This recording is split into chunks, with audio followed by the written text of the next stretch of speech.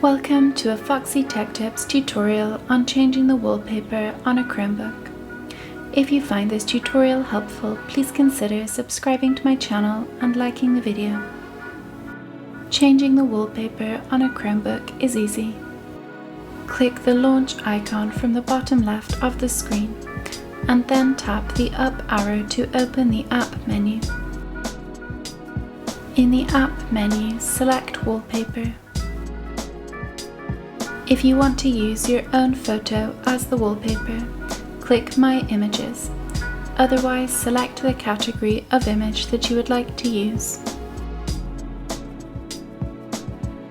Here you can either choose an individual image to use as your wallpaper, or you can click Change Daily to choose a random image from that category each day.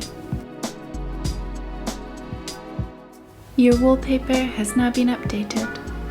And that draws an end to this tutorial. Please like the video if you found it helpful and subscribe to Foxy Tech Tips for more Chromebook tips and tricks.